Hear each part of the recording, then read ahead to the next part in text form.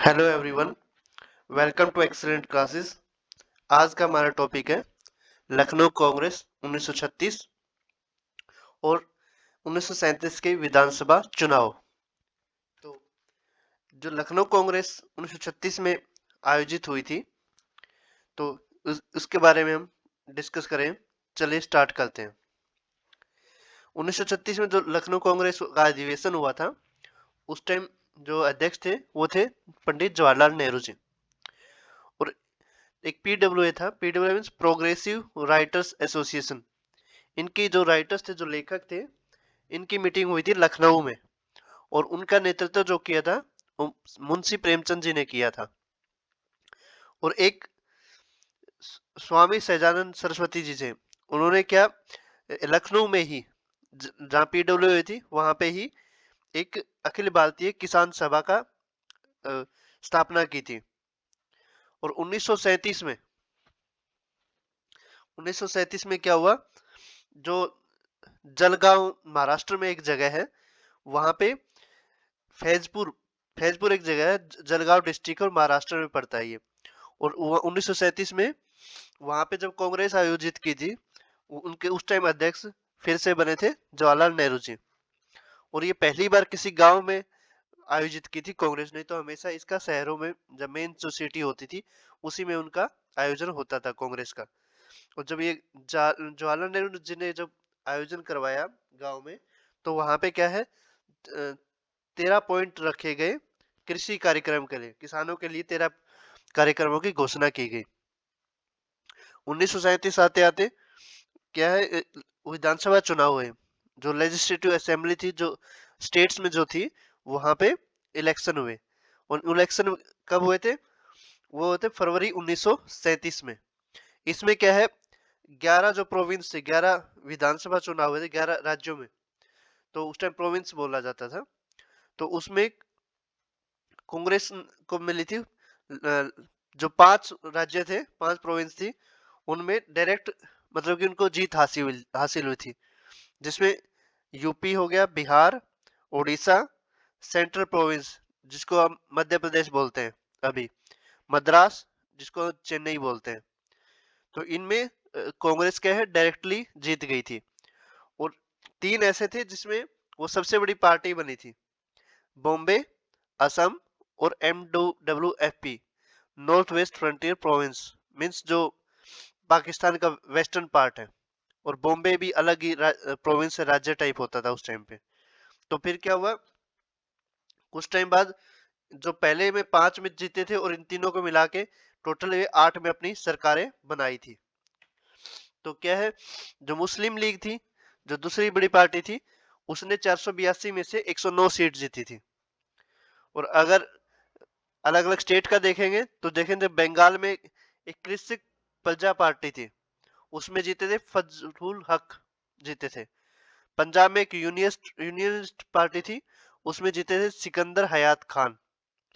और सिंध में एक मिली जुली सरकार बनी थी, और उसके जो मेन जो नेतृत्व किया था वो थे इलाही बख्श, जो यहाँ लिखा है। और अब जुलाई 1927 में, मतलब इलेक्शन हुए थे फरवरी 1937 में।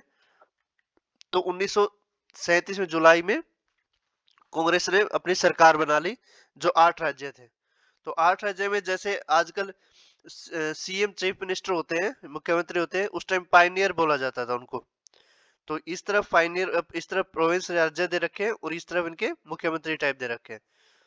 तो यूनाइटेड प्रोविंस जो यूपी है, जो फिलहाल उत्तर प्रदेश है, उनके पायनियर थे गोविंद बल्लभ पंत, जीबी पंत। बिहार के बाबू श्री कृष्ण सिंह।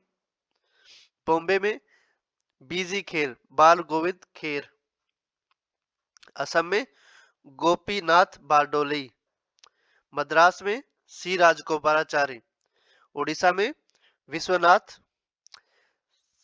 सेंट्रल प्रोविंस मध्य प्रांत, या जिसको कहते हैं एमपी, जो महाराष्ट्र सॉरी जो मध्य प्रदेश है, उसमें एमबी खेर। यहाँ है, यहाँ भी खेर ही है, ये बीजी खेर है बॉम्बे में, वो सेंटर में एमबी खेर है। नॉर्थ वेस्ट फ्रंटियर प्रोविंस, उत्तर पश्चिमी सीमा प्रांत, उसमें डॉक्टर खान। तो ये याद रखना जरूरी, क्योंकि एग्जाम में कई बार मैचिंग में क्वेश्चन पूछ लिया जाता है। तो मोहम्मद अली जिन्ना जो थे, उन्होंने क्या किया, जो सरकार जो बनी थी, जो कांग्रेस सरकार बनी थी, तो उसको एक हिंदू पार्टी, सरकार का दर्जा दिया, और उसने एक रिपोर्ट तैयार की राजा नाम के व्यक्ति के साथ मिलके, जो पीरपुर यूपी के रहने वाले थे। तो कांग्रेस ने क्या किया, 1939 आते आते 30 अक्टूबर 1939 को, मतलब कि गवर्नमेंट से इस्तीफा दे दिया सभी जगह से, और क्योंकि वर्ल्ड वार सेकंड स्टार्ट हो गया था। तो नेक्स्ट टॉपिक आता है हरिपुरा कांग्रेस। हरिपुरा जो कांग्रेस था, ये 1938 में हुई थी, फरवरी 1938 में इसका अधिवेशन, और ये गुजरात में हुआ था। इसके प्रेसिडेंट बने सुभाष चंद्र बोस, और इसमें क्या है, सुभाष चंद्र बोस जी ने नेशनल प्लानिंग कमेटी का गठन किया था, जिसके चेयरमैन बनाए गए थे जवाहरलाल नेहरू जी, और हिंदू महासभा के जो सदस्य थे उसको कांग्रेस से निकाल दिया गया था। और उसमें क्या है, अनाउंसमेंट की गई थी जो जितने प्रोविंशियल स्टेट है उनको इंडिया में मर्ज कर दिया जाएगा जब इंडिया को आजादी मिलेगी। तो फर्स्ट टाइम क्या है, इलेक्शन हुआ था प्रेसिडेंट का 1939 में। तो उस टाइम, उससे पहले के नॉमिनेट टाइप किया जाते थे, जो प्रेसिडेंट होते थे वो नॉमिनेट किया जाते थे। इस टाइम पहली बार इलेक्शन टाइप हुआ था। तो उस इलेक्शन में एक साथ मतलब कि सबने सुभाष चंद्र बोस जी को जिता दिया। और उस टाइम जो उस 1939 का अधिवेशन हुआ था वो त्रिपुरी में हुआ। त्रिपुरी है जबलपुर में, जबलपुर है मध्य प्रदेश, मतलब मध्य प्रदेश में उस टाइम में सेंट्रल प्रोविंस होता था। तो सुभाष चंद्र बोस जी इसमें प्रेसिडेंट बन गए थे। तो उन्होंने जो 1580 सीट जीती थी 1377 के कंपेरिजन में। और उसके बाद जो जिन्होंने जिसको हराया था वो थे पत्तबी सीतारामैया, पी सीतारामैया, जो क्या है, एक तरीके से गांधी जी उनके हारने से बहुत ज्यादा दुखी हुए थे, पी सीतारामैया की हार की वजह से। तो उनके जो सुभाष चंद्र बोस और गांधी जी में कुछ मतभेद हो गए थे। तो वो मतभेद किस वजह से हुए थे, उसका भी एक रीजन था, क्योंकि गांधी जी की आइडियोलॉजी अलग थी और सुभाष चंद्र बोस जी की आइडियोलॉजी अलग थी। तो सुभाष चंद्र बोस जी ने इंडियन नेशनल कांग्रेस के प्रेसिडेंट से 1939 में इस्तीफा दे दिया था, अप्रैल में, एक महीने बाद ही। और वो अध्यक्ष केयर टेकर, मतलब कि कार्यवाहक टाइप, डॉक्टर राजेंद्र प्रसाद जी को इसका अध्यक्ष बना दिया गया था कांग्रेस का। और नेताजी सुभाष चंद्र बोस जी ने अपने फॉलोअर्स के साथ मिलके मुकुर, जो उन्नाव में एक जगह है, वहां एक फॉरवर्ड ब्लॉक बनाया। फॉरवर्ड ब्लॉक मतलब एक पार्टी टाइप बना दी, कांग्रेस के अंदर की पार्टी समझ लीजिए, उसको बनाया था। तो ऐसे करके ये सार सब आपने पढ़ा।